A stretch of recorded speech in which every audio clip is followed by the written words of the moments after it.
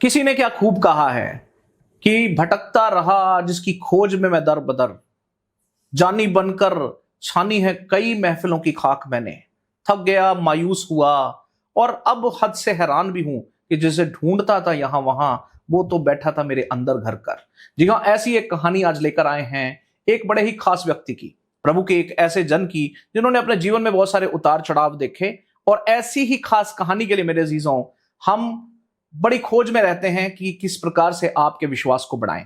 हम धन्यवाद करते हैं कि प्रभु के उस जन ने, प्रभु के उस सेवक ने हमें ये अवसर दिया कि हम उनकी इस टेस्टिमनी को और आज के इस खास मुद्दे को, जिस मुद्दे का नाम है विश्वासघात, वो इसके ऊपर कुछ प्रकाश डाल सके। सो हम बड़े ही हृदय की गहराइयों से स्वागत करते हैं पास्टर मॉरिस सैमुअल का, जो कि डैलस टेक्सास यूएस में वो रहते हैं।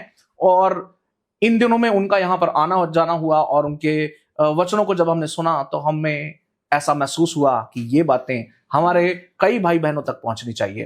तो इन सब बातों के साथ आइए अगली बातों को जानते हैं पास्टर मॉरिस सैमुअल से। हम आपका बहुत बहुत स्वागत करते हैं pastor. Thank you very much. सबसे पहले मैं खुदा का शुक्र करना चाहूँगा कि जिसने मुझे ये मौका दिया कि मैं आपके चैनल तक मैं ये सब लेके आऊँ।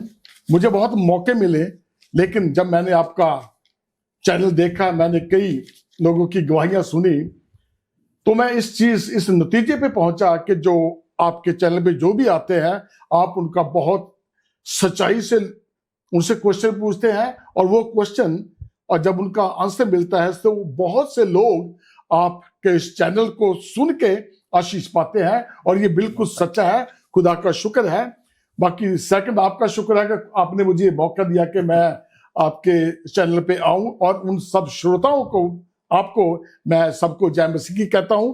और मेरी दुआ है कि इसी तरह से आप जिस तरह से ये सेवा कर रहे हैं प्रभु में और प्रभु के लोगों के लिए, आप हमेशा ये कंटिन्यू रखें, और खुदा आपको और सुनने वालों को बड़ी आशीष दे। तो पास्टर जी, मतलब सबसे पहले तो हम लोगों तक ये बात पहुंचाना चाहेंगे, हाउ इट हैपेंड, कैसे आप मतलब पासबान बने? क्या बचपन से सलाह थी या किसी ने आपको पुश किया पास्टर बनने के लिए? आज तक मैंने ये कहानी कभी किसी के साथ शेयर नहीं की। मैं बड़े छोटे से गांव में पैदा हुआ। मैं तो मेरी मासी, जिसका नाम विद्या पीटर था, उन्होंने मुझे मिशन स्कूल मोगा के स्कूल में दाखिल कर दिया, मुझे और मेरी बड़ी बहन को। तो मैंने वहां से केजी नर्सरी से मैंने वो शिक्षा ली, और मैंने अपने हाई स्कूल तक मैं उस स्कूल में पढ़ा। तो इस तरह से मैं पढ़ा, और फिर मुझे खुदा ने कई जगह एजुकेशन का मौका दिया मुझे। मैं वहां गया, और जब आखिर में जब मैं अमेरिका पहुंचा तो मैं सोच रहा था कि खुदा की मर्जी क्या है, क्योंकि जब मैंने पढ़ा कि जब हमारे पैदा होने से पहले ही खुदा सब कुछ जानता था कि मैंने कहाँ पैदा होना है और मैंने कहाँ पे पढ़ाई करनी है, ये सब उसकी योजना थी। जैसे कि यिर्मयाह नबी चैप्टर 29 उसकी 11वीं आयत में लिखा हुआ है कि प्रभु ने हमारे लिए, सबके लिए योजनाएं बनाई हुई है, और वो जो योजनाएं हैं वो क्या है? अच्छे की है, बुराई की नहीं है। तो जब मैंने सोचा, फिर मैंने सोचना शुरू किया, मैंने किस तरह से अपने स्कूल में ये रखा, कदम रखा पहला, और करते करते करते मैं यहां तक पहुंचा। हम लोग 5 बहन भाई थे, 4 भाई और 1 बहन, तो 3 भाई मेरे खुदा ने अपने पास बुला लिया है, और अब मैं और मेरी बहन है। तो जब मैं सोचता हूं कि खुदाया, मैं अपनी जवानी में सऊदी अरब गया, और अफ्रीका में लीबिया कंट्री, मैं लीबिया में गया। खुदा ने मुझे इतना एक्सपीरियंस दिया कि मैं वहां से सही सलामत, बड़े हादसे हुए तो मैं सोचा खुदा ने मुझे किस तरह से बचा के रखा, तेरा ये बंदोबस्त। तो मेरे रोंगटे खड़े हो जाते हैं कि मैं किस तरह से मेरे जीवन में ये हादसा हुआ। मैं उस वक्त मर भी सकता था, मैं शैतान के कब्जे में भी आ सकता था, लेकिन खुदा ने मुझे हर जगह से बचा के रखा। तो इस तरह से मेरी जर्नी थोड़ी थोड़ी मैं विश्वास में आया, और जब मैंने देखा कि खुदा का कोई ना कोई मकसद है मेरी जिंदगी में, तो मैं चाहता, फिर मैंने दुआ करनी शुरू की कि खुदाया, जो तेरी योजना है वो मेरे जीवन में पूरी हो, जैसा तू चाहता है मैं उस तरह से मैंने करना, ये क्या है, ठान लिया कि मैंने करना है। फिर मैंने बाइबल की शिक्षा ली, और शिक्षा लेके तो मैं तो मुझे एक दफा याद है कि अभी मेरी माँ मेरे से पूछती थी कि बच्चे तू बड़ा होके क्या बनेगा, मैंने सोचा मैं पादरी बनूंगा। तो खुदा ने यानी कि मुझे उस काम के लिए अलग किया हुआ था। तो ये मतलब मिशन स्कूल से मतलब आप? हाँ, खुदा ने मुझे तैयार किया। मैं मिशन स्कूल, मसीही स्कूल में मैं पढ़ा, मसीही स्कूल से मैंने एजुकेशन ली। तो खुदा के बारे में, मसीह के बारे में मेरे पास ज्ञान था, लेकिन उसके बावजूद भी मैं खुदा से दूर था। लेकिन खुदा का ये रहम मेरे पे हुआ क्योंकि वो चाहता था।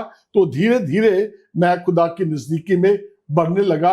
तो फिर यहां तक हुआ कि मैंने बाइबल की शिक्षा ली और आज मैं यहाँ पे, अगर मैं यहाँ पे हूं, ये कोई अपनी ताकत से नहीं, अपने अकल से नहीं, बल्कि ये खुदा का रहम मेरे पे हुआ है। और जो कुछ भी मेरे पास थोड़ी बहुत ही शिक्षा है, अकल है, दिमाग है, ये खुदा की देन है कि आज मैं कैमरे के सामने बैठ के कह सकता हूं कि यीशु जिंदा है और वो सबकी दुआओं को सुनता है। वो आज भी वो कृष्ण में करता है जो पहले करता था। तो इस तरह से इंडिया आया मैं। ये जब मैंने टिकट ली तो मैंने ये सोचा था खुदा से, मैं और मेरी बीवी दुआ करते थे, खुदावंद हम इंडिया जाए, जहां जहां भी हम रहें, जहां तू अपनी खिदमत चाहता है खुदा मुझे वहां के लिए इस्तेमाल करना। तो इसमें एक काफी अटपटा लगेगा आपको ये सवाल, लेकिन मोस्टली लोगों का ये सवाल होता है कि भैया आपने अपनी जिंदगी जो है अपने हिसाब से जी ली, अब आप में भी रिटायर हो गए हैं, तो अब कुछ नहीं मिला, तो शायद इसलिए आप खुदा का काम करने लग गए। तो मतलब आप इस पर क्या, मतलब अगर लोगों का सवाल आपके साथ ऐसा हो, क्योंकि बहुत सारे लोग हमें कमेंट में भी ऐसी सी बातें लिखते भी, ये बात क्यों नहीं पूछी आपने, या हमें पर्सनली भी मैसेज करते हैं। So this is the question कि भी आपके पास पूरी लाइफ थी, you have worked your entire life, है ना, आप प्रभु के साथ बड़े चले, मतलब एक अच्छे विश्वासी रहे होंगे, बट सेवा आपने रिटायरमेंट के बाद ही क्यों चूज की? जैसे यहाँ पे सेवा इंडिया में 56 या 58 तक होती है, लोग रिटायर हो जाते हैं जी, तो वो उस वक्त तक उनके पास कोई काम नहीं होता, या फिर चलो ये देखते हैं कि चलो भी एक और इनकम का साधन हो जाए और हम मिनिस्ट्री में जाते हैं ताकि कहीं से पैसे आने शुरू हो जाए। लेकिन हमारा ये नहीं था, पैसों का कमाने का ऐसा हमारा कोई मिशन नहीं था कि चलो जाके हम पैसे बनाए और वहां चले। तो खुदा ने, जो मैं अपनी तरफ से देखता हूं, तो खुदा ने मुझे देने वालों की लाइन में रखा है, मांगने वालों की लाइन में रखा है। मैं आज तक मैंने कभी किसी से कोई पैसा नहीं लिया। मैं अगर जाता हूं, इंडिया भी जाऊं या कहीं और भी जाऊं, खुदा ने मुझे बड़ी अच्छी जगह इस्तेमाल किया है। मैं बहुत लोगों की जिंदगी में भी खुदा ने मुझे इस्तेमाल किया है। फाइनेंशियल की बात कर रहा हूं मैं। तो मैंने उनकी सहायता की, मदद की, और जैसे जैसे मैं खुदा की खिदमत करता गया, खुदा की लोगों की खिदमत करता गया, खुदा मुझे वैसे वैसे हमें बढ़ाता गया। तो मैंने बिल्कुल भी रिटायरमेंट होने के बाद मैंने ये शुरू नहीं किया, बल्कि मैंने इससे पहले मैंने अपनी एजुकेशन ली, और इससे पहले मैं मॉरिस सैमुअल मिनिस्ट्री। तो ये मेरा पैसे कमाने का मिशन बिल्कुल नहीं था, जिस तरह से लोग यहाँ पे देखते हैं कि भाई लबी आगे पता नहीं वो पैसे लेने के चक्कर में है। तो ये मेरा बिल्कुल मोटिव नहीं था कि मैं पैसों के लिए या इसके लिए मिनिस्ट्री में आऊं। तो पर्पस ऑफ, बेसिकली मेरा जानने का मतलब, पूछने का मतलब है कि पर्पस ऑफ मिनिस्ट्री आपका क्या है? कि मतलब ये भी, क्योंकि बहुत सारे लोग दोष लगाएंगे भाई अब आप फ्री हो गए हैं, कुछ और करने को नहीं है, तो चलो भाई सेवा कर लेते हैं, है ना। तो ऐसे इस सवाल का मतलब आप क्या जवाब देंगे? देखिए, आपका ये जो सवाल है बहुत जायज है, ये कि भी अब तो कुछ करने को है नहीं, चलो भी मिनिस्ट्री में आ जाएं। मेरा ये नहीं था, बल्कि मेरा मेन मकसद ये था कि जो सच्चाई के बारे में मैं जान चुका हूं, मैं वो सच्चाई उन लोगों को बयान करूं जो इस चीज से अनजान है। मैंने बहुत से लोग देखे हैं अमेरिका में भी, यहां पे भी, जो सिर्फ इसी चक्कर में है, जो लोग भोले भाले हैं, उनको किस तरह से वो इस्तेमाल कर रहे हैं। असलियत या सच्चाई क्या है, सच्चाई कोई नहीं बताता। तो मेरा खुदा पे जो विश्वास है, मैं उस विश्वास को और उस सही बातों को खुदा को के लोगों को बताना चाहता हूं कि आपको किस ट्रैक पे चलना है, right track. So I am here to tell the people how to get this right track. So about this right track, so do you have any like personal experience about कि कैसे आप किसी गलत रास्ते पे भी गए हैं कभी, या मतलब स्ट्रेट अवे आप सही ट्रैक पे आ गए? नहीं, मैंने भी बहुत गलतियां की। काफी देर आई थिंक इस 16 या 17 की बात है ये। जब मेरे पास एजुकेशन थी, मेरे पास सब कुछ था, तो मैं ये सोचता था कि जितनी भी ये मेगा मिनिस्ट्रीज हैं ये बड़ी अच्छी हैं, ओके, ये लोग बड़े अच्छे हैं। लेकिन जब मैं इनके अंदर गया, जब मैंने इनके जो लीड पास्टर्स हैं, मैंने उनके साथ मिलने की ठानी और सोची, तो पहले ही मैं काफी मुझे शौक लगा कि उन लोगों की लीड पास्टर्स को मिलने की शर्तें क्या है। पहले आप 1 लाख रुपए जमा कराओ, फिर आप धीरे धीरे वहां जाओ, फिर आपको एक ये कार्ड मिलेगा, फिर आप जब मर्जी आएंगे आपको आगे की कुर्सियां दी जाएंगी बैठने के लिए। तो एक टाइम के लिए मैंने सोचा ये तो कोई, मसीह में तो ऐसी कोई बात ही नहीं थी। मसीह ने तो किसी के साथ किसी से कुछ पैसा नहीं लिया। तो मतलब क्या वीआईपी ट्रीटमेंट देने के नाम वो इसका मतलब यह है कि खुदा के पास जो भी आता है कोई वीआईपी नहीं है। यीशु मसीह खुद आम आदमियों के साथ चलता फिरता था। वो आम आदमी, यहां तक कि जो गुनहगार हैं, लोग क्या कहते थे, ये चुंगी लेने वालों के साथ खाता है, ये उनके साथ बैठता है, ये पापी लोगों के साथ है। तो यीशु मसीह ने तो ऐसा फर्क रखा नहीं है। पर लेकिन जो आजकल के पास्टर हैं वो इतना फर्क क्यों रखते हैं कि छोटों लोगों को मिलना पसंद नहीं करते, उनके साथ बैठना पसंद नहीं करते, उनके साथ हाथ मिलाना पसंद नहीं करते। तो जब मैंने ये सब बातें देखी तो मैं धीरे धीरे पीछे हटा, तब मुझे सच्चाई का पता लगने लगा। तो अब खुदा के फजल से मैंने इन काफी मिनिस्ट्रीज को, एक दफा तो ये हुआ कि मैंने किसी मिनिस्ट्री को कॉल की, तो मैं कहा मैंने आपके पास्टर से मिलना है, आप कौन है। मैंने बताया कि मैं फला फला हूं और मैं अमेरिका से आया हूं। तो वो लेडी थी, उसने कहा जी अगर आप पास्टर साहब को मिलना चाहते हैं तो 2 लाख रुपए लगेंगे। मैं उनका नाम नहीं बताता। तो लेकिन तो मतलब आपने अमेरिका से कॉल की? अमेरिका से कॉल की मैंने, हेल्पलाइन नंबर जो हेल्पलाइन उनका नंबर मिला हुआ है। तो उसके बाद मैं जब यहाँ आया तो मैंने बताया कि मेरा फला फला और लेडी से बात की मैंने, उन्होंने मुझे बताया है और बताओ कि मैं पैसे लेके कहाँ मिलूं। तो उसने मुझे बताया के पास कोई वहां मिनिस्ट्रीज है उनकी, तो आप वहां आए और मेरा नाम लें कि मैं आया हूं, मैं आपको वहां मिलूंगी, तो फिर आप हमारे से मिल सकते हैं। तो मैं गया, तो मैंने जो वहां हाल देखा, मैंने बताया कि भाई ये कमाल की बात है। भाई अगर 2 लाख रुपए लेके ये यानी कि लोगों को मिल रहे हैं, तो जो गरीब लोग हैं वो कैसे मिलेंगे। 2 लाख रुपए लेके गए फिर वहां पर? हाँ, मैं जब वहां पे 2 लाख रुपए लेके गया तो वहां ऑलरेडी बहुत भीड़ थी। तो मैं उनके ऑफिस के गेट पे पहुंचा तो वहां कोई अंदर नहीं घुसने दे रहा। तो मैंने बताया कि भाई मुझे फला ने बुलाया है, मैंने वो पैसे देने हैं, मैं उसके लिए देने के लिए आया हूं, हो जाओ आपके पास भेजते हैं। मैं तो मैं इंतजार कर रहा हूं। तो हर के क्या हुआ, जब मैंने उनका हाल देखा कि लोग कितने इकट्ठे हुए पड़े हुए हैं, कोई बच्चे छोटे हैं, बीमार, कई रात के वहां पे बैठे हुए हैं, लेकिन कोई मुझे मिलने तक नहीं आया। हार के मैं तंग आके मैं कहा नहीं भाई ये कैसी मिनिस्ट्री है, ये कैसे लोग हैं कि इन्होंने मुझे बुलाया और मैं लेके गया। मैं कहा नहीं, दोबारा कभी ना आऊंगा। एंड फिर उसके बाद मैं दोबारा वहां कभी नहीं गया। यानी कि ये हाल है मेगा मिनिस्ट्रीज का। पास्टर जी आपने यकीन नहीं करना, मैं 2 घंटे वहां टक्करे मारता रहा कि उन्हें मिले, लेकिन कुछ भी नहीं वहां। कमाल की बात है यार कि क्योंकि ऐसे लोग जो अपने आप को मसीह से भी बड़ा समझते हैं। मसीह ने तो किसी के साथ ऐसा किया नहीं है, और ना यीशु के चेलों ने, ना उन्होंने कभी लिया लोगों से। वो देते ही थे वो, लेकिन कभी उन्होंने पैसा नहीं मांगा, कुछ नहीं मांगा। फोन कॉल आती थी, मैं अमेरिका से भी डायरेक्ट उनको पैसे भेजता था। उनके शायद मेरे पास कहीं ना कहीं प्रूफ पड़े होंगे या बैंक से मिल जाएंगे। तो अब उन्होंने छोटी छोटी लड़कियां या लड़के बिठा रखे हैं जिन्हें ये नहीं मालूम कि अमेरिका में इस वक्त क्या टाइम है। तो कभी कभी रात को 2 बजे कॉल आ जाती थी, तो जब उठाया, जय मसीह की पास्टर जी, ब्रदर और कैसे आप, क्या हाल आपके, तो आपने अब तक अपनी वो नहीं दिया है। तो मैं कभी कम से कम आप ये तो सोच लो कि भी इंडिया में क्या टाइम है और अमेरिका में आप रात को 2 बजे मुझे कॉल कर रहे हैं, सुबह मैंने काम पे जाना है। स्ट्रेट अवे ऑफरिंग के लिए पूछ रही है आपने? अभी तक ऑफरिंग नहीं दी? हाँ जी, आपने जी क्या नाम, आपकी सेवा के लिए मैंने कॉल की, याद दिलाया था।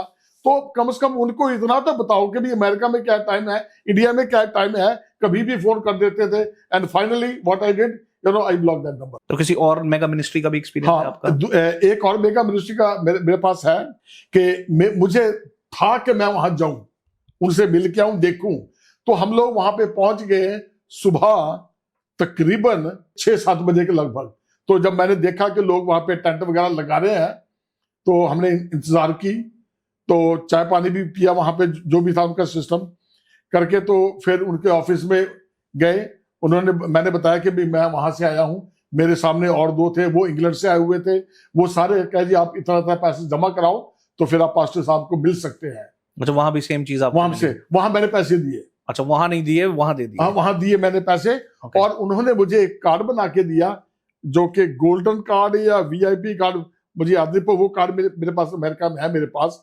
तो जी मैंने वो कार्ड जब कह दे कि जी जब चर्च खत्म होगा तो आपको पास्टर जी से मिलाएंगे। तो बहुत लोग लाइन में लगे, तो मैं भी लग गया। चर्च खत्म हुआ काफी देर के बाद, तो जी पास्टर जी से मैं मिला, उन्होंने तेल दिया, वो दिया, कई चीजें दी, और क्या हाल है, हाथ भी नहीं मिलाया उन्होंने, सीधा ही समथिंग कुछ कह के। तो तब मैंने देखा कि लोग पैसे दे दे के क्या है, कोई पानी खरीद रहा है, कोई तेल खरीद रहा है। मैं कभी ये क्या है, मैंने पहले कभी नहीं देखा था, और ना ही मैंने कभी पढ़ा था, ना ही मैंने आज तक कभी देखा था कि लोग पैसे दे के तेल ले रहे हैं, पैसे दे के लोग पानी ले रहे हैं, साबुन अनॉइंटेड है, कपड़े टॉवल अनॉइंटेड है। ये कैसी चीजें हैं? बाइबल में इस चीज का जिक्र नहीं है। यीशु मसीह ने कभी भी और चेलों ने कभी भी किसी से कोई पैसा नहीं लिया, कोई चीज उन्हें ये नहीं कि आप कह सकते हैं कि उसके चेलों ने ली, उन्होंने फ्री में दिया। उसका वचन है कि जाओ पूरी दुनिया में क्या है, चेले बनाओ, और जो मैंने तुम्हें सिखाया है वो अपने उनको यीशु मसीह के नाम से बैप्टिज्मा दो और उन्हें शुभ समाचार सुनाओ। तो हम तो ये चीज जानते थे, लेकिन यहां तो कुछ और ही हो रहा है। सिर्फ हीलिंग के सिवाय मैंने वहां पे कुछ नहीं देखा है। बस सिर्फ हीलिंग पे जोर था? कोई हीलिंग पे जोर था, कोई जो वचन है किसी के लिए आशीष का नहीं था। किसी को वीजा चाहिए अमेरिका का, कनाडा जाने का वीजा चाहिए है, नया काम शुरू करना है, नया बिजनेस शुरू करना है, दुकानदारी के लिए, हीलिंग के लिए, वो ही था। बाकी वचन तो थोड़ा सही है, लेकिन इन चीजों पे ज्यादा जोर है कि या फिर दशमांश दो, जितना दोगे उतनी आशीषें मिलेंगी। ये क्या है?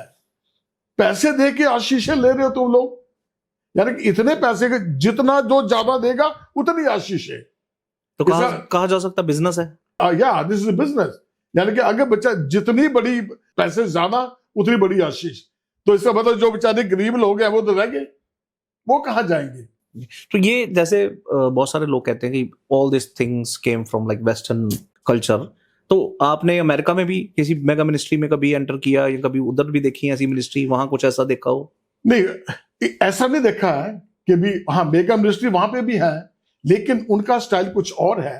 वो बाइबल के बारे में भी बताते हैं, आजकल तो काफी डिफरेंट है वहां पे भी है, लेकिन इतना नहीं है कि सिर्फ एक ही चीज पे ध्यान देना है। और ये जो झूठे भविष्य वक्ता है, तो बड़ी एक ये मुझे बड़े दुख के साथ कहना पड़ता है कि ये तो मेरा देश है अपना, मुझे इसका ज्यादा कंसर्न है। मैं इंग्लैंड में भी गया, ऑस्ट्रेलिया में भी गया, मैंने न्यूजीलैंड भी मैं गया, और अमेरिका में तो मैं हूं।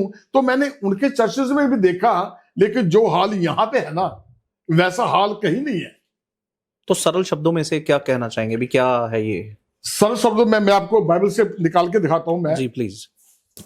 ये है पहला इतिहास चैप्टर 10 और उसकी 13 और 14। यूं शाऊल उस विश्वासघात के कारण मर गया जो उसने यहोवा से किया था, क्योंकि उसने यहोवा का वचन टाल दिया था। फिर उसने भूत सिद्धि करने वाली से पूछकर सम्मति ली, यानी कि अक्ल ली या समझ ली। उसने यहोवा से ना पूछा था, इसलिए यहोवा ने उसे मारकर राज्य को यशै के पुत्र दाऊद को दे दिया। यहाँ पे एक चीज बहुत ध्यान देने वाली है कि ये क्यों हुआ?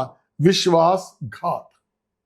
विश्वासघात के कारण क्या है, वो मर गया। अब यही जो अपने आप को आजकल बहुत बड़े बड़े खुदा मुझे माफ करे कि मैं किसी का नाम नहीं लूंगा, लेकिन जो मैं अपने कानों से सुनता हूं, देखता हूं, मैं वो बता रहा हूं कि विश्वासघात के कारण, क्योंकि खुदा ने शाऊल को खुद चुना था और सैमुअल को क्या कहा था कि इसे अनॉइंट कर, क्योंकि ये मेरा चुना हुआ है।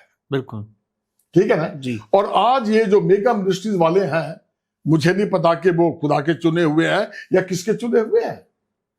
और वो भी मैंने जो आत्मा मैंने उनकी देखी, ये भी तो खुदा के साथ विश्वासघाती है ना। तो मतलब क्लियर शब्दों में सिर्फ ये विश्वासघात है। विश्वासघात है ये। they got the anointed, they got anointed just like Shaul। हाँ, बट विश्वासघाती है आप ये। विश्वासघाती इसलिए है जो मैंने देखा कि शाऊल ने भी भूत सिद्धि करने वाले से जाके पूछा, इसलिए वो विश्वासघाती बना। और अगर आप देखें उसका ये 2 कुरिन्थियों 11:14, 2 कुरिन्थियों उसका चैप्टर 11 और उसकी 14वीं आयत में बताता हूं मैं आपको। उसमें यूं लिखा है, वह कुछ अचंभे की बात नहीं, क्योंकि शैतान आप भी ज्योतिमय स्वर्गदूत का रूप धारण करता है। वो शैतान किसी भी रूप में आके विश्वासियों को क्या है, भरमा सकता है। और यहां तक इतने बड़े लफ्ज लिखे हैं इस चीज के लिए। अगर आप प्रकाशित वाक्य उसका 13 और उसकी 13 है 13 में पढ़ें, उसमें यूं लिखा है, वह बड़े बड़े चिन्ह दिखाता था, यहां तक कि मनुष्यों के सामने स्वर्ग से पृथ्वी पर आग बरसा देता था। तो जो ये आजकल के झूठे भविष्यवक्ता हैं, अगर ये कोई काम करते हैं स्टेज के ऊपर, तो ये कोई अचंभे वाली बात नहीं है, क्योंकि शैतान भी ये सब कर सकता है। खुदा माफ करे मुझे अगर मैं उनको जज नहीं कर रहा हूं। खुदा ने हमें परखने की आत्मा दी है, हम परख सकते हैं और ये जान सकते हैं। खुदा से दुआ करें कि खुदा मुझे दिखा कि ये आदमी कैसा है, ये प्रॉफिट कैसा है, ये इंसान कैसा है। तो खुदा आपको वो जरूर दिखाएगा। आपको याद है जब खुदा ने मूसा को भेजा फिरौन के पास कि जा कि तू अपनी लाठी फेंकेगा तो वो तेरे पे बेशक वो सांप बन जाएगा। तो उन्होंने क्या किया, मूसा ने लाठी फेंकी, वो सांप बन गया। बिल्कुल। तो फिर फिरौन के जादूगरों ने क्या किया, उन्होंने भी अपनी लाठी फेंकी और वो सांप बना दिया। तो ये काम जो है सेटन भी कर सकता है। तो मतलब मेन चीज जो बिलीवर के लिए है, not to focus on the miracles. Yes, miracle पे फोकस ना करें। नहीं, मिरेकल पे फोकस, ये चगाई के ऊपर फोकस ना करे, क्योंकि बाइबल हमें बताती है कि अगर तू 2 आंख होते हुए, 2 पैर होते हुए, हाथ होते हुए, सब कुछ होते हुए तू नरक में जाए तो क्या फायदा। इससे अच्छा है तो 1 आंख हो या 1 हाथ के साथ जाए स्वर्ग में। तो वहां तो स्वर्ग में जब हम जाएंगे, हमारी तो वहां जब हमारी ग्लोरीफाइड बॉडी होगी, ऐसी बॉडी थोड़ी होगी कि आपकी वहां पे आप अंधे हो जाएंगे या काणे हैं या लंगड़े हैं। No, you will be perfect. तो अगर सब कुछ होते हुए हम नरक में जाएं तो इस शरीर का क्या फायदा। तो मुझे बड़ा अफसोस होता है इस चीज को देख के कि खुदाया तूने इतनी बड़ी बड़ी मिनिस्ट्री बनाई है और ये लोगों को धोखा दे रहे हैं। अगर कोई मेरे सामने ऐसा कोई आए, मैंने नहीं झिझकना है, ना मैंने किसी से डरना। मैं कह दूंगा नहीं जी ये आप में कमी है, मुझे बाइबल में से निकाल के दिखाएं कि यीशु मसीह ने किससे पैसे मांगे, उसके चेलों ने किससे कहा कि हाँ भाई मुझे पैसे दो, मैंने मिरेकल किया है। बल्कि उन्होंने लोगों की सेवा की है। हम बने हैं सेवा करने के लिए। अगर खुदा ने मुझे ये काम दिया है, मैं बड़ी ईमानदारी से बता रहा हूं कि अगर मैं खुदा के वचन पे नहीं चलता तो मुझे पुलपट पे खड़े होके शर्म आनी चाहिए कि मैं क्या कर रहा हूं। मैं तो मतलब मिरेकल बेस नहीं है, बेस वर्ड पे चलना है, वर्ड पे चलना है। और उद्धार के लिए देखे उनके कि कई रूहें बच जाएं, उन्हें इस काबिल बनाओ कि बल्कि वो इस काबिल हो जाएं, उन्हें वचन सुनाओ ताकि वो भी इस काबिल हो जाएं कि दूसरों की जान बचा सके।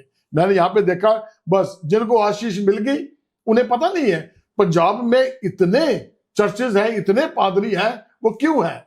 वो सिर्फ इसलिए है कि जब वो लोगों को सुनाते हैं, लोगों को बाइबल का पता नहीं है।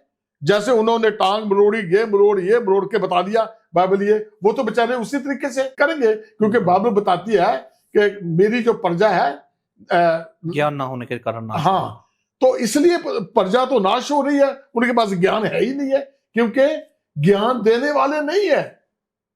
वो सिर्फ पैसे लेने को चक्कर में दौड़े हुए हैं। मेरी मिनिस्ट्री बड़ी हो जाए, मेरा नाम हो जाए, बड़े बड़े पर्दे, वो क्या नाम, पोस्टर लगे हुए हैं, मैंने देखा। कभी यीशु मसीह का ऐसा काम सुना था? बल्कि वो कहता था कि जा, जब किसी को ठीक कर दिया, किसी को बताना नहीं है। जब आप सेवा कर रहे हैं, बड़ी ईमानदारी के साथ, संजीदगी के साथ खुदा की सेवा करें, खुदा बरकत देगा, आपकी आने वाली पीढ़ी को बरकत देगा खुदा। तो क्या है, आपने आशीष का बायस बनना है। जैसे अब्राहम को कहा था, मैं तुझे आशीष दूंगा और तू आशीष का मूल होगा, बिल्कुल। तेरे जरिए से कौमें आशीष पाएंगी। तो क्या ये कौमों वाली आशीष है? ये सिर्फ हीलिंग वाली आशीषें हैं? कनाडा का वीजा, अमेरिका का वीजा लेने वाली आशीषें हैं? तो आप इन्हें क्या आशीषें मानते हैं? ये पैसा आ गया, वो आ गया, ये ठीक है, आशीष है, लेकिन ये पार्ट ऑफ आशीष, ब्लेसिंग का एक हिस्सा है, ये ब्लेसिंग नहीं है। खुदा ने हमें दिया है पैसा, खुदा ने ये चीजें हमारी सहायता के लिए, इंजॉय के लिए है कि हम करें, अपनी जिंदगी बेहतर बनाए, लेकिन सिर्फ ये ही आशीष नहीं है। प्रभु क्या चाहता है?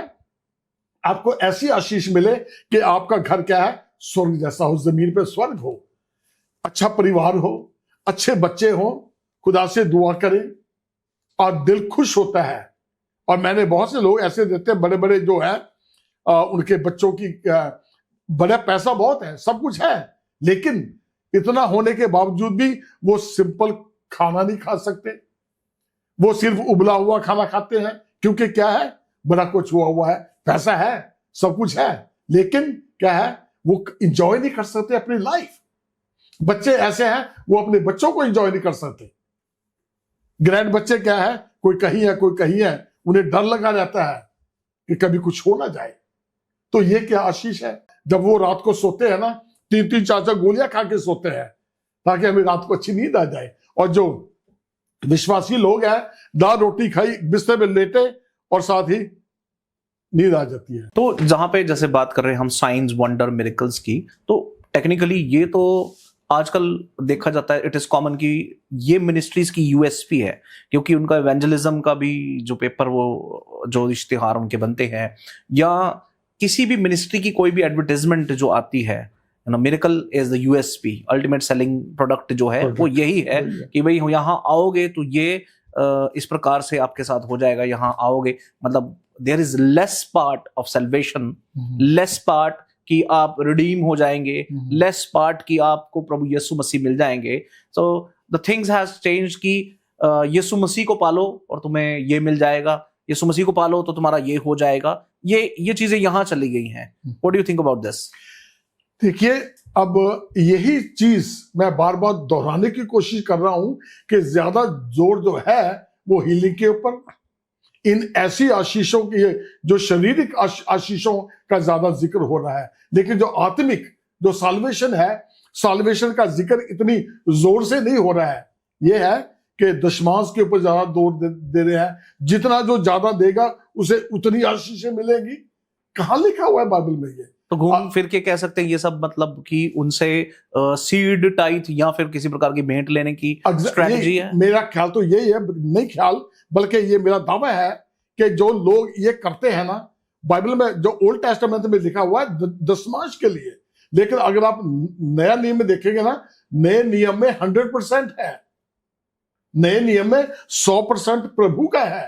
तुम्हारा शरीर प्रभु का है, ये शरीर तुम्हारा है, इसमें प्रभु रहता है, ये तुम प्रभु का मंदिर है। और हम लोग क्या करते हैं, ऐसे ऐसे काम करके अपने मंदिर, जो प्रभु का मंदिर है, हम उसे बिगाड़ रहे हैं। ये बिल्कुल पवित्र होना चाहिए, 100% खुदा का है। अब अगर देखो, खुदा ने अगर हमें ताकत दी है, समझ दी है, वो किसने दी है? जो भी आप कमा रहे हैं वो सब किसका है? और खुदा को पैसों की जरूरत नहीं है, खुदा को जरूरत नहीं है, बल्कि वो देखता है कि आप कहां तक ईमानदार हैं, कहां तक आप वफादार हैं। अगर आप कभी आजमा के देखना कि जब हम खुदा को देते हैं, खुदा किसी का कर्जदार नहीं है, वो रखता नहीं है, वो देगा आपको। ये जरूरी नहीं है कि आज आपने ये 1000 रुपये दे दिए हैं तो कल को आपको जो 2 गुना 10 गुना मिल जाएगा, नहीं। ये आशीषें आपके बच्चे, आपके बच्चों के बच्चे तक पहुंचती हैं। आपको अच्छी तंदुरुस्ती मिल गई है, ये भी फल है। आपके बच्चे अच्छे पढ़ रहे हैं, बच्चों की शादियां हो गई है, ये सारी बातें आशीषों में, ये है आशीष। ये आशीष नहीं है अब आपके पास कौन सी गाड़ी है, आपके पास कितना बड़ा मकान है, नहीं, ये आशीष नहीं है। इट्स अ पार्ट ऑफ आशीष। ये एक हिस्सा है हमारी बरकतों का, लेकिन ये आशीष इज ए पैकेज। आपके पास खुदा की नजदीकी है, सबसे बड़ी आशीष ये होनी चाहिए कि आप खुदा को जानते हैं। सबसे बड़ी आशीष ये है कि खुदा आप पे भरोसा कर सकता है। हम खुदा पे भरोसा करते हैं ना? क्या खुदा हम पे भरोसा कर सकता है कि नहीं? क्या हम इस काबिल हैं कि खुदा कहे आज पास्टर जी आप जाओ वहां लोगों के लिए दुआ करो?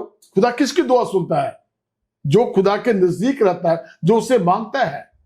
क्या हम कौन से दिल से मांग रहे हैं?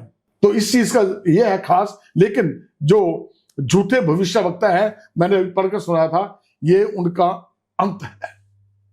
अब जो लोग इस चीज को सुन रहे हैं, मेरी आप सबसे रिक्वेस्ट है कि इस चीज को बार बार जाने।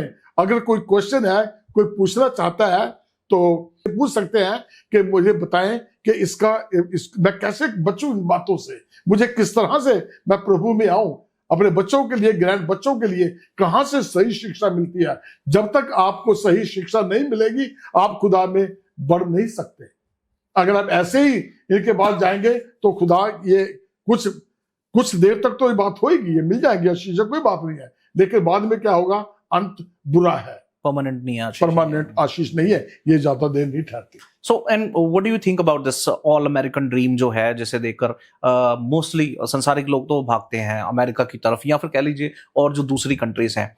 बट इस टाइम पे in this like new age बहुत सारे बिलीवर्स और क्या कहते हैं कुछ पासबान भी यहाँ से अमेरिका जाते हैं, स्पेशली इसीलिए ऐसे सेमिनार्स के खोज में रहते हैं, सपोर्ट्स की खोज में रहते हैं, और कुछ तो इस हद तक आ गए हैं कि वो इलीगली मैक्सिको के थ्रू डंकी मारकर भी, कनाडा के थ्रू डंकी मारकर वो अमेरिका को एंटर करते हैं, एंड इवन दे आर वहां जाकर वो वहां पर मिनिस्ट्री भी कर रहे हैं। What do you think about that? Pastor ji, जो सवाल आपने पूछा ना, ये बहुत ही बड़ा सवाल इस वक्त का है, ये कि मसीही होते हुए भी आप पास्टर भी हैं, आप प्रभु को जानते हैं, आप किसी चर्च के लीडर हैं। कई लोग तो झूठ बोल के भी जाते हैं अमेरिका का वीजा लेके, कई कुछ करके जाते हैं, लेकिन बाद में क्या है, जब वहां का देखते हैं तो फिर क्या है, उनके दिल बदल जाते हैं, बेईमानी पे उतर आते हैं। लेकिन ये क्या खुदा को ये मंजूर है? खुदा ने आपसे भी पूछा, कहा खुदा ने, हाँ भी मैं आपको भेजता हूं। मुझे मालूम है कि जब मैं अमेरिका में आया तो मैं अपनी बीवी, अपने बच्चों के साथ आया, क्योंकि खुदा चाहता था कि मैं वहां कुछ सीख के आऊं। ये जो कुछ भी आज मेरे पास है, मैंने भी वहां जाके सीखा है, और वहां से सीख के मैं वहां पे भी खुदा के बंदों को कोशिश करता हूं कि खुदा के बारे में लोग सीखे। और यहाँ आया हूं मैं, तो यहाँ भी मेरा यही है कि अच्छी शिक्षा लो, अच्छे चर्च जाओ जहां से आपको आशीष मिले, पैसों की आशीष नहीं, अमेरिका के वीजे की आशीष नहीं। लोग जो यहां से जाते हैं उनका मेन मकसद यही होता है, जो मैंने देखा है, कि जाओ अमेरिका, पैसे लेके आओ यहाँ के, फिर 10 साल का वीजा मिल गया है, 5-10 लाख रुपए ले आए, घर आए, महीना बैठे, फिर पैसे इकट्ठे करने को शुरू हो जाओ। लेकिन मैंने एक पादरी, ऐसा पादरी लाखों में कहीं एक मिलता है। ये 2 साल की बात है, एक पादरी साहब आए गुड़गांव से, मैं उनको आपका नाम भी बता दूं क्योंकि मुझे कोई शर्म नहीं है, उनका नाम विनोद मैसी है। वो मेरे पास आए तो मैंने जो भी मेरे से होता था, मैंने उनके लिए थोड़ी बहुत ही सेवा की, उनकी खिदमत की, और आखिर में जाते जाते उन्होंने मुझे इतने डॉलर निकाल के 100 के मुझे वो दे रहे।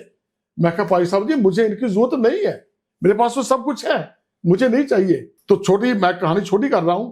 उन्होंने कहा अच्छा तो कोई बात नहीं है, मैं $300 देके जा रहा हूं, आप अपनी मिनिस्ट्री के लिए काम करें और उसमें डाल दें। तो मैंने ऐसे पादरी भी देखे हैं जो यहां से जाते हैं, वो मांगने के लिए नहीं जाते, बल्कि पहली बार देखा किसी को ऐसे। ये मैंने पहली दफा देखा, और ना ही मैंने आज तक किसी को सुना। और जितने भी आज यहाँ पे देख रहे हैं, उन्होंने भी नहीं सुना होगा कि कोई पादरी जाता है यहां से, वो देख ही आता है। तो मतलब ये जो मतलब अमेरिका में भी हमारे NRIs हैं या एशियन लोग वहां जाकर बस गए हैं, तो मतलब ये उनकी मेंटालिटी जो है, मतलब यहां से जाने वाले लोगों के प्रति कैसी है? मोस्टली यही है कि वहां जाओ, परमानेंट वीजे के लिए बातचीत करो, अपनी लड़की की है या लड़की के लिए कोई रिश्ता देखो, फिर उनकी शादी करेंगे, फिर हम भी वहां बच जाएंगे, और जब वो आ जाएंगे तो फिर काम खत्म। तो मतलब उनका बेस ये है कि इसे भी विश्वासघात में काउंट करते हैं। ये विश्वासघात तो है, खुदा के साथ विश्वासघात कर रहे हैं। खुदा ने आपको चुना है कि आप यहां पे मिनिस्ट्री करो, तो लेकिन उनका कहना तो ये होता है कि दो जी अब मेरे लिए खुदा ने और रास्ता खोल दिया, मेरा बड़ा क्षेत्र बड़ा हो गया है, और वो कहते हैं कि हमारा क्षेत्र अब 7 समुद्र पार है, अब वहां तक जाके नहीं, ऐसी कोई बात नहीं है। ठीक है, अब आप देख सकते हैं कि बाइबल में एक नबी के बारे में आपने सुना है, तो वो कहता था कि खुदा मैं ये बात उनको जाके बताऊं, वो कह रहा नहीं बताना नहीं है। वो फिर खुदा के पास गया कि भी मैं ये बात बताऊं, बालक राजा के बालक के टाइम की बात कर रहा हूं मैं, तो वो मानना नहीं है। तो फिर क्या है, वो गधे के ऊपर चढ़ के गया और वो जा रहा है और वो नहीं जा सका वहां तक, वो मारा गधे को, हार के फिर गधा बोल उठा क्या है कि तू मुझे क्यों मार रहा, आगे वो खड़ा है फरिश्ता, उसको देख। तो ये है कि जब हम खुदा की बात नहीं मानते, खुदा कहेगा फिर अच्छा जा फिर। अब जितने लोग ये डोंकियां मार के जाते हैं कि ऐसा सही है ये, I think it's wrong right, लेकिन उनको फिर इसके कॉन्सिक्वेंसेस, इनके कॉन्सिक्वेंसेस नहीं पता होंगे। मैंने अपनी आंखों से उससे बातचीत की मैंने, जो लोग वहां पे पॉलिटिकल असाइनमेंट ले लेते हैं, पादरी भी, कि जी मुझे बड़ा खतरा इंडिया में, क्या है बच्चे यहाँ पे हैं, उन्हें कुछ हुआ नहीं है पर सारा खतरा उन्हीं पे है। फिर 14 साल के बाद मैंने उनको वापस जाते देखा इंडिया। 15 साल तक केस चलता है, कईयों को फिर दोबारा वहां से डिपोर्ट कर देते हैं। ये मेरी अपनी फैमिली में हुआ है। तो ये चीज देखे जरा, खुदा की मर्जी क्या है। जब आपका कोई भी काम स्मूथली चल रहा है, इसके मतलब खुदा को ये मंजूर है। लेकिन जो विश्वासघात है वो ये है, खुदा ने आपको यहां मिनिस्ट्री दी है, आप उसमें वफादार रहे। तो जब खुदा ने आपके लिए कुछ और चुना, अब खुदा की योजना है कि मैंने तुम्हारे लिए योजना बनाई है जो अच्छाई की है, और आप उन योजनाओं को तोड़ देते हैं। अब्राहम को क्या कहा था खुदा ने कि मैं तुझे बड़ी आशीष दूंगा, तेरी इतनी तेरी जनरेशन या कि वो अगर कोई तारे गिन सकता है या मिट्टी की बालू के गिन सकता तो तेरी औलाद को गिनेंगे। लेकिन वो भी भूल गया। भूला क्या, उसने फिर जो उसकी लौंडी थी सारा ने कहा नहीं इससे शादी कर ले। तो क्या है, जो खुदा ने उसके लिए योजना बनाई थी उसमें कितना गैप पड़ गया, कितने साल तक खुदा उससे बोला नहीं है। जो योजना खुदा की है, जब हम उसकी आज्ञाओं को नहीं मानते, विश्वासघात करते हैं, तो क्या है, आपकी जो योजना है वो लंबी हो जाती, डिले हो जाती है। ये भी विश्वासघात है फिर इसका। लेकिन वो फिर उसने खुदा की सुनी, वो खुदा में फिर आ गया और इस तरह से खुदा से बरकत देता गया। और इसी विश्वास से क्या है, वो क्या है, खुदा का दोस्त गिना गया। So what do you think? What is going to be the end of these विश्वासघाती? इन विश्वासघातियों का अंत क्या होने वाला है? अंत ये है कि जो मैंने अभी पढ़ी थी, प्रकाशित वाक्य चैप्टर 20, और मैं आपको 7 से 10 तक आते पढ़ूंगा मैं। इनका ये हाल होगा, जब 1000 वर्ष पूरे हो चुकेंगे तो शैतान कैद से छोड़ दिया जाएगा। वह उन जातियों को जो पृथ्वी के चारों ओर होंगी, अर्थात गोग और मागोरा को, जिसकी गिनती समुद्र के बालू के बराबर होगी, भरमाकर लड़ाई के लिए इकट्ठा करने को निकलेंगे। वे सारी पृथ्वी पर फैलकर पवित्र लोगों की छावनी और प्रिय नगर को घेर लेगी, और आग स्वर्ग से उतरकर उन्हें भस्म करेगी। उनका भरमाने वाला शैतान आग और गंधक की उस झील में, जिसमें वह पशु और झूठा भविष्यवक्ता भी शामिल होगा, डाल दिया जाएगा, और वे रात दिन युगानुयुग पीड़ा में तड़पते रहेंगे। झूठे भविष्यवक्ताओं, शैतान का भी वही ठिकाना होगा। अगर कोई ऐसा इस वक्त यहां पर सुन रहा मुझे जो झूठे भविष्यवक्ता है, तो इस वचन को पढ़ें और देखें कि अंत में क्या हाल होने वाला है। इस वक्त तो ठीक है, आप बड़ी कलीसिया है, बड़े पैसे कमा रहे हैं, बड़े नौकर चाकर हैं आपके पास। यीशु मसीह के साथ कभी कोई गनमैन चलते थे? आजकल के जो बड़े मिनिस्टर हैं, मतलब मिनिस्ट्रीज जो हैं, बड़े बड़े पादरी हैं, उनके साथ गनमैन चलते हैं, कभी को माना जाए। क्या है ये? यानी कि तुम्हें खुदा पे भरोसा नहीं है, वो लोगों पे भरोसा कर रहे हैं और इस कदर चलते हैं। बड़ी बड़ी गाड़ियों पे 2-2 गाड़ियां आगे पीछे होती हैं, और लोग उन्हें मामा जी पापा जी कह के बुलाते हैं, जबकि बाइबल हमें साफ बताती है कि तुम्हारा एक ही पिता है। तो ये सब रॉन्ग टीचिंग्स है, ये सब this is all wrong, non biblical है। नॉन बिब्लिकल है। बाइबल में कहीं नहीं लिखा है इस चीज को कि पादरी को क्या है, पापा कहना है या मामा कहना है। आपने सुना मेरे अजीजों की तरह तरह के विश्वासघात आजकल चल रहे हैं, जैसा कि पास्टर मॉरिस सैमुअल ने अपनी खुद की लाइफ की गवाही से, अपने एक्सपीरियंस से, और कैसा कैसा उनका एक्सपीरियंस रहा है, कैसा अमेरिका में देखा, कैसा इंडिया में देखा, इन सब चीजों के द्वारा। हमारा लक्ष्य किसी को बदनाम करना नहीं है, हमारा लक्ष्य था कि आप तक वो सही बात पहुंचाई जाए, जिससे आप ये जान सकें कि ऐसी बहुत सारी चीजें हैं, बहुत सारी बातें हैं जिनसे विश्वासघाती कहलाया जाता है। हमें शायद पता भी नहीं लगता कि हम कब विश्वासी से विश्वासघाती बन जाते हैं। और मेरे जीजू, ये चुपके से काम होता है, यकीन मानिए जोर शोर से नहीं होता। हमारा उद्देश्य था कि हम आपकी आंखें खोल सके, और हम बहुत ही शुक्रगुजार हैं परमेश्वर के, बहुत ही शुक्रगुजार हैं पास्टर जी के, जिन्होंने बड़ी बोल्डली इन सब बातों को बोला है। और आप भी पास्टर मॉरिस सैमुअल की टीचिंग सुन सकते हैं। गो ऑन यूट्यूब पर मॉरिस सैमुअल मिनिस्ट्रीज आप खोज कर सकते हैं। वचन, वाचा और विश्वास के नाम से उनकी सीरीज चलती है। There you can only go and learn. जितनी चीजें, जितनी बिब्लिकल बातें हैं, आप वहां पर सीख सकते हैं। और जो उनकी मिनिस्ट्री है, this ministry is not about gathering the sheeps, but ये जगह जगह जाकर दूसरे पासवानों के पास जाकर उनकी मिनिस्ट्रीज को स्ट्रॉन्ग करते हैं, उनके बिलीवर्स में एक अच्छा जज्बा पैदा करते हैं। After all these years, all these experiences, this is what he got for you. इतने सारे एक्सपीरियंस के बाद यदि हम अब भी नहीं समझें, तो मेरे अजीजों, हो सकता है शायद हम भी विश्वासघाती ही कहलाएंगे। इस छोटी सी बात के साथ अलविदा चाहूंगा। शालोम।